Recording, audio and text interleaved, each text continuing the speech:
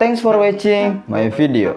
Oke, bagaimana kabar kalian semua? Gua harap lu semua sehat-sehat selalu dan jangan lupa jaga kesehatan ya.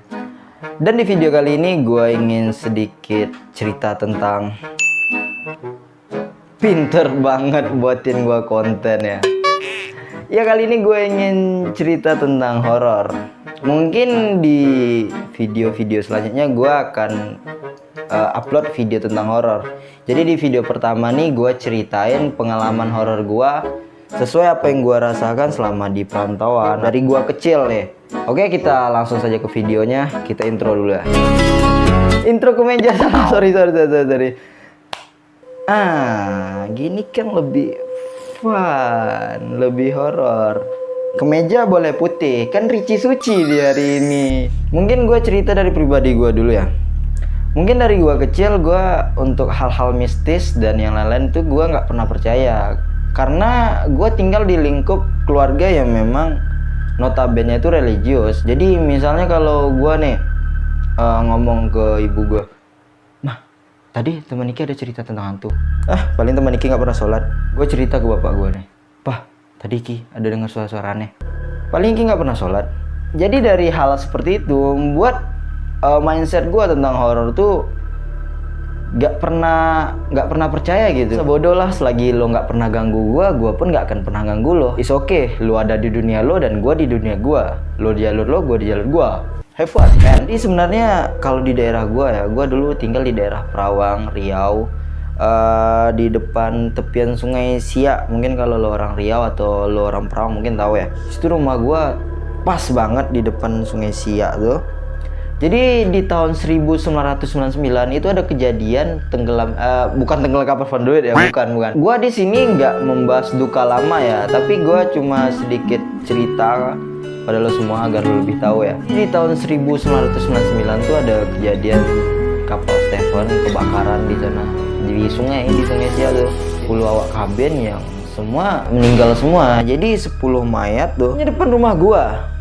10-nya tuh disusun rumah gua. Jadi ya gimana nggak horor, tapi ya alhamdulillah paling kalau untuk gangguan ya paling cuman rumah diketok malam-malam ya gitu aja sih, nggak ada hal-hal aneh yang lain ya. Intinya lu rajin sholat aja lah. Jadi setelah tuh gua di tahun 2014an gua magang di daerah Sumatera Barat di Payakumbuh.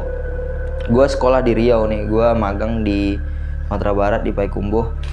Jadi di situ tuh sebenarnya kita bisa tinggal di kantor PLN itu, tapi karena gue basicnya malas tinggal rame-rame itu, gue dengan teman gue nih nyari kontrakan dan termasuk worth it sih. Kontrakan kita dapat dengan harga 200.000 per orang, lu udah bisa dapat rumah dengan kamar mandi. Dan itu horor banget sih, horor banget karena di belakang rumahnya tuh pabrik kayak gitu mati, dan keduanya tuh pohon saus tuh ya mungkin karena ya kalau lo suka film horor mungkin tahu sendiri ya, pohon saus tuh notabene memang ada, memang ya angker dan mistik banget ya.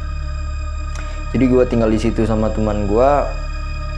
Sebenarnya gue agak berat juga sih tinggal di situ, tapi karena ya takut dicengin kawan ya, jadi ya sok-sok berani aja ya. Jadi tinggal di situ hari pertama sampai 1 bulan tuh aman-aman aja, damai, santuy, enjoy.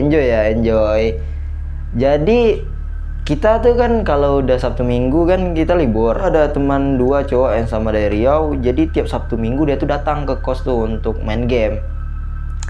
Jadi dia BBM tuh, zaman tuh kan memang zaman BBM ya. BBM, "Ci, gua mau datang nih, mau main game." Oke, siap, datang rumah. Jadi waktu itu kalau nggak salah gue hujan rinyai gitu apa, hujan nggak terlalu deras gitu. Jadi didengar telinga gue tuh kayak, "Ci, ini orang udah datang, ini monyet udah datang nih." Jadi gue kan orangnya proaktif tuh. Jadi kalau ada teman sambutnya tuh kayak nyambut presiden gitu, apalagi dapat teman duel kan, senang banget kan. Jadi gue buka pintu, oh my god. Mungkin kalau di film-film ya yang gue lihat ya, pocong tuh yang nggak seram-seram amat ya. Tapi yang gue lihat tuh beneran serius. Ini Sumpah ya kalau gua ingat tuh, wah tuh ngeri banget. Nggak, maksudnya ya nggak bisa dikatain itu, mukanya semua hancur, matanya merah, ya ngambang di tanah, ya seperti itulah. Jadi semenjak kejadian tuh perspektif gue tentang horor itu tuh gue udah mulai percaya. Maksudnya ya memang dia ada, tapi selagi dia nggak ganggu, gue juga nggak ganggu. Jadi kalau ada tempat yang memang dikatain orang itu seram, gue lebih menghormati, nggak kayak zaman gue kecil ya, agak sok-sok gimana gitu. Jadi tamat gue sekolah, gue tuh pergi perantauan pertama gue ke Jakarta. Gue kerja di salah satu perusahaan fashion. Jadi gue tinggal di Tanah Abang tuh, di ruko lantai 4. Jadi lantai 1, 2 itu tuh tempat nyetok barang, tuh lantai 3 tuh tempat kita tidur. Jadi nama kita anak baru tuh otomatis cerita dong sama teman. Apalagi kayak gue memang dasarnya kalau untuk cerita horor gue senang banget. Jadi teman tuh cerita horor, kalau wah di lantai ini itu horor Ci, lantai 2 itu katanya kadang ada cewek mandi malam-malam ya. Iya, nama gue orangnya sok nggak penakut gitu. Paling gue bilang apa nih, sampah, nggak ada kayak gituan ya. Menurut gue ya kan, gue agak ya gitulah. Jadi di situ kan ada kamar gitu. Tapi gue memang pribadinya kalau tinggal satu kamar rame-rame gitu, bertiga gitu, gue memang nggak suka. Jadi gue ambil kasur, gue kembangin di luar. Jadi gue tidur sibuk main laptop. Tapi beneran ya, kadang kalau udah jam 11 malam itu mungkin tak filosofi gue ya, kena diceritain gak ada teman di WC lantai 2 tuh angker. Jadi kadang jam 11 atau jam 12 gue dengar tuh malam-malam ada kayak cewek mandi atau cewek yang misal gayung bunyi gitu ya.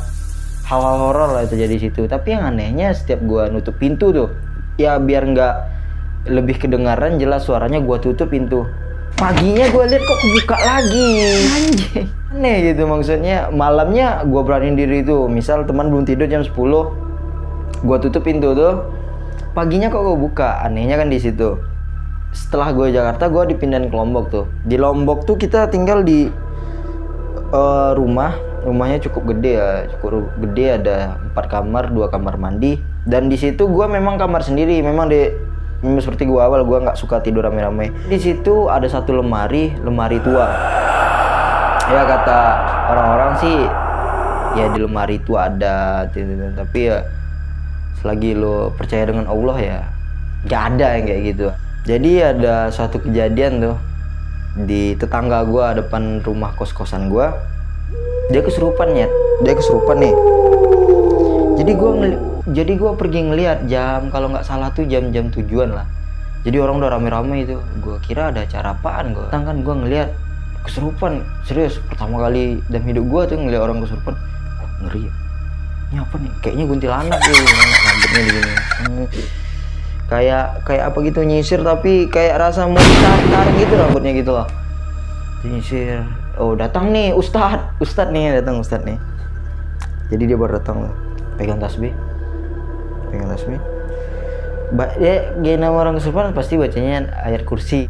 Jadi waktu dia baca ayat kursi, yang anehnya gitu nyet, setannya tuh lebih hafal pada dia, kan anjing. Jadi waktu dia baca ayat tuh, setan malah ngomong itu salah, nggak gitu. Setan tuh lebih fasih gitu. Jadi di situ gue ketawa, wah, berarti setan memang ada kayak di film-film. Maksudnya ada yang tahu dengan ayat ya. Jadi setelah itu ustadz pertama tuh gagal, violet ya. Jadi datang ustadz kedua, alhamdulillah itu tuh sembuh. Hal yang bisa gue petik ya dari cerita tuh ya, ternyata setan tuh juga ngerti ya ayat-ayat ya. Lucunya di situ aja sih. Dan terus waktu di situ kejadian yang horor juga di rumah tuh. Nama kita baru tinggal ya, otomatis rumah tuh kalau nggak salah rumah tuh udah hampir 3 tahun nggak dihuni yang punya rumah. Ya menurut cerita sih kalau rumah udah 40 hari nggak dihuni, memang ada horornya gitu loh, gimana gitu. Jadi di situ teman gua, dia tuh bangunnya tuh pagi. Tuh ibarat yang paling kecil gua. Jadi teman gua nih bangun tidur, terus kita udah pergi ke toko. Jadi dia nanya ke gua, "Lu ya yang bangunin gua pagi-pagi ya?" Bangunin gimana bang? ya kayaknya ada anak kecil nih yang bangunin gua kira lu tadi ya. Jadi gua mikir, masa ya anak kecil tuh, ya udah lupain, mungkin dia salah ngeliat atau apa.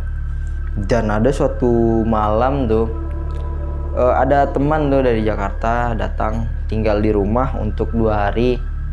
Jadi gue udah ngajak nih, ya udah tidur di kamar aja, pada di luar tidur sendirian, gak apa-apa tidur di sini aja. Gue udah bilang tuh di depan ruang tamu kita tuh, itu memang kebiasaan kita yang tinggal di situ ya, kita nutup WC, maksudnya biar nggak horor-horor banget. Jadi mungkin nih orang lupa nutup WC-nya, nutup pintu WC-nya. Jadi dia tuh ngomong kalau ada setan anak kecil yang ngelihat dia gitu. Jadi sehabis dia kejadian tuh, besok pagi dia pulang. Goblok kan.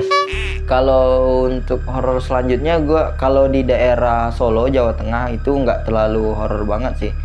Tapi lebih ke agak ngeri gitu kalau keluar malam situ. Mungkin karena gue tinggal di komplek Kertasuro kalau nggak salah, itu kan memang dekat kerajaan Solo ya, kayak kerajaan Kertasuro kalau nggak salah gue ya. Di situ mungkin kalau untuk keluar malam nih gue agak takut ya, apalagi lewat dekat kerajaan-kerajaan gitu. Gue memang kalau gue pribadi kalau lihat daerah situ agak ngeri aja sih.